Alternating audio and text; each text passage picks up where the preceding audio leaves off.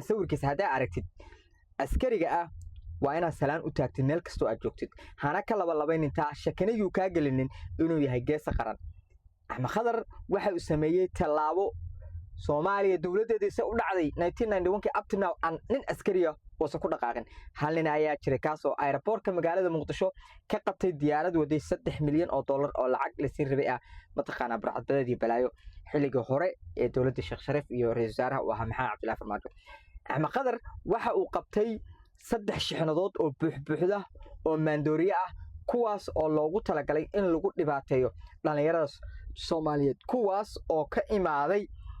dad ganacsato isku sheegaya rabayna inay ka ganacsadaan ama baabi'iyaan dhalinyarada Soomaaliyeed kadib markii uu qabtay taliyaha booliiska Asad Diyaano ayaa ku amray inuu sii daayo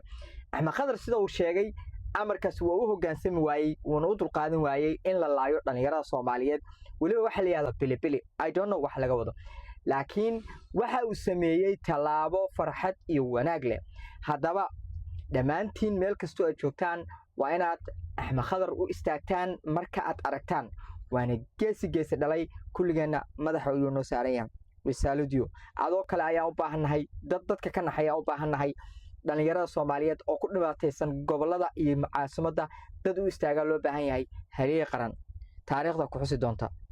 thank you